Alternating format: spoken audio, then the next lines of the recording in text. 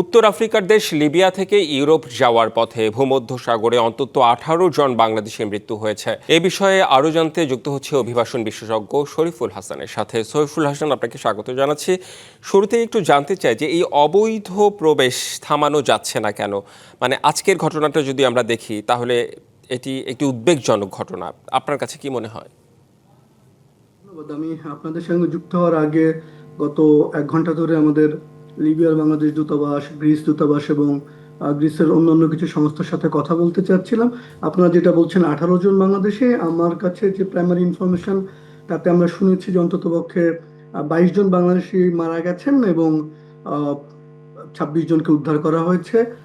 আপনি যদি বলছেন যে কেন গ্রিস, নর্মালি যেটা হয় আমাদের এই বাংলাদেশিরা যেটা রওনা হয়েছেন তারা লিবিয়ার থেকে রওনা হয়েছেন। লিবিয়ার তবরুক বলে একটা জায়গা, সেখান থেকে তারা রওনা হয়েছিলেন এবং ক্রিট নামক যে গ্রিসের একটা উপকূল, সেখান থেকে তাদেরকে উদ্ধার করা হয়েছে। এবং যে ঘটনাগুলো আপনারা নিউজে দেখাচ্ছিলেন কিছুটা মোটামুটি সেইটুকু, কিন্তু এখানে কয়েকটা জিনিস গুরুত্বপূর্ণ।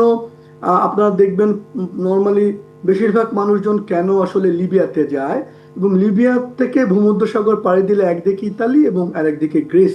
তো মূলত লিবিয়া পাড়ি দিয়ে বাংলাদেশিরা ইতালি যাওয়ার চেষ্টা করে এবং কখনো কখনো আপনার গ্রিস তারা যায়। এটা গ্রিসের যাওয়ার সংখ্যাটা গত কিছুদিন ধরে বাড়ছে। এবং এই এই যে আপনি প্রশ্ন করছিলেন কেন যায়, আসলে মূলত বাংলাদেশের 3টি অঞ্চলের লোক। একটিকে আমরা বলি মাদারীপুর, ফরিদপুর, শরীয়তপুর, গোপালগঞ্জ একটি অঞ্চল, একটি অঞ্চল সিলেট, সুনামগঞ্জ, হবিগঞ্জ, এবং আরেকটি অঞ্চল ঢাকার আশেপাশে এই আপনার কিশোরগঞ্জ, ভৈরব, নোয়াখালী। মূলত এই 8 থেকে 10টা জেলার লোক, তারা মনে করে যে আমি যে কোনো মূল্যে ইউরোপ চলে গেলে আমার সমস্ত সমস্যার সমাধান হয়ে যাবে, আমি অসংখ্য ইউরো আয় করব, এবং তারা এই ঝুঁকিটা নেয়। এবং আপনি যদি সংখ্যাটা দেখেন, গত বছর অন্ততপক্ষে 21,000 লোককে শুধুমাত্র এরকম আইডেন্টিফাই করা হয়েছে যারা এইভাবে ইউরোপে ঢোকার চেষ্টা করেছে। তারা মনে করে এটা এক ধরনের স্বপ্নযাত্রা। কিন্তু এইবারের জায়গাটা যদি আপনি দেখেন, তবরুক বলে যে জায়গাটা, সেটা কেন আগে মূলত আপনার বেনগাজি বলে যে অংশটা লিবিয়া, সেখানে লিবিয়ার কোনো সরকারের নিয়ন্ত্রণ নেই, সেটা বিদ্রোহীদের অন্তর্ভুক্ত। সেখানে আপনার ঢুকতে আসলে ভিসা লাগে না। নর্মালি আগে বাংলাদেশিরা বেনগাজিতে যেত এবং বেনগাজি থেকে তারপর তারা ত্রিপলি বা জোয়ারা থেকে ইতালি ঢোকার চেষ্টা করতো। কিন্তু এখন যেটা হয়েছে গত কয়েক বছরে, পুরো লিবিয়ার 2200 কিলোমিটার পুরো সমুদ্র উপকূল থেকে এখন বাংলাদেশিরা তারা যাওয়ার চেষ্টা করে। বেনগাজি থেকে তবরুক হয়ে, তবরুক থেকে গ্রিস যেহেতু কাছে, তারা গ্রিস যাওয়ার চেষ্টা করে। আমি এই 2 মাস আগেই আমি একাধিক এরকম ডিটেনশন সেন্টারে ইউরোপের, যেখানে বাংলাদেশিরা সমুদ্র পাড়ি দিয়ে ইউরোপে যাওয়ার পথে তারা আটক হয়ে আছেন, এরকম একাধিক ডিটেনশন সেন্টারে আমি বাংলাদেশের সাথে কথা বলেছি। আপনি যেটা শুনলেন আজকে 6 দিন ধরে ভাসছিল, আমি এরকম 10 দিন 12 দিন ধরে ভেসে উদ্ধার হওয়ার সাথে কথা বলেছি। এটা অবর্ণনীয়। এই যে বাংলাদেশিরা হাজার হাজার, গত বছর 21,000, 2009 সাল থেকে আমরা ইউরোপের কাছ থেকে যে ডেটা পাই তাতে প্রায় লাখখানেক বাংলাদেশে এরকম সাগর পথ পাড়ি দিয়ে ইউরোপে ঢোকার চেষ্টা করছে।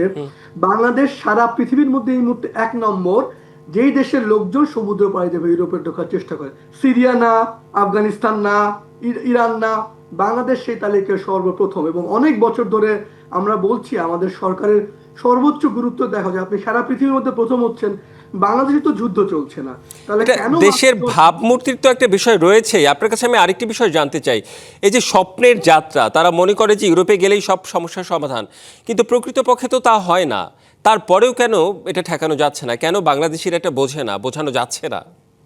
আপনি এই এই যে গত 30-40 বছর ধরে এই যে অঞ্চলগুলোর কথা বললাম, এইটা আসলে এখন তারা নিয়মিত খবর দেখছে, জানে এইভাবে গেলে আপনার মৃত্যু হতে পারে, সমস্ত জেনে বুঝে মরিয়া হয়ে তারা যাওয়ার চেষ্টা করে। আপনার যদি কেউ মাদারীপুরে যান, আপনি সেখানকার স্কুলগুলোতে ক্লাস 8-9 আপনি ছেলে খুঁজে পাবেন না, তাদের একটাই স্বপ্ন, তারা ইতালি যাবে, ইউরোপ যাবে।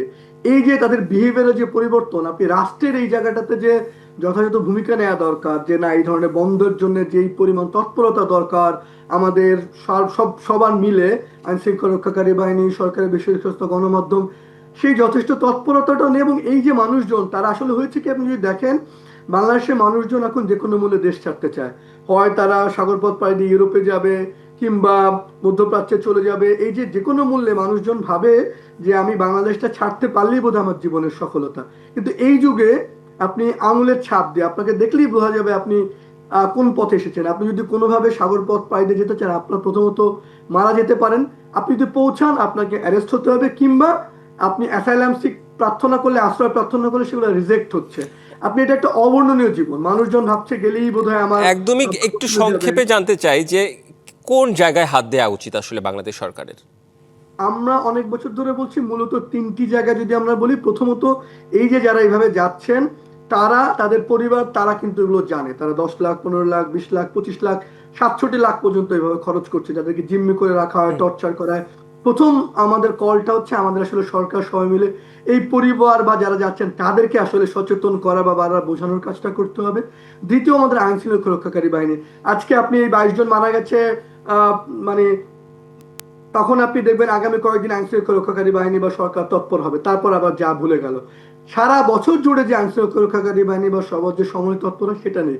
এবং তৃতীয় সবচেয়ে গুরুত্বপূর্ণ, এই যে লিবিয়া হয়ে যাচ্ছে, লিবিয়া যদি আপনি স্থিতিশীলতা না থাকে সিরিয়া, আফগানিস্তান ওই অঞ্চলটাতে, তাহলে একদিকের মানুষজন সিরিয়া, আফগানিস্তান, লিবিয়ার মানুষ জীবন বাঁচাতে যায়, আর বাংলাদেশিদেরকে তারা লোভ দেখায় তুমি এইভাবে ইউরোপে আসতে পারো। কাজে সেই জায়গাটাতে আন্তর্জাতিকভাবে আমরা কি করে কাজ করতে পারি বাংলাদেশ সহ সবাই, সেই কাজটা জরুরি। জি, অনেক অনেক ধন্যবাদ শরীফুল হাসান যুক্ত হওয়ার জন্য।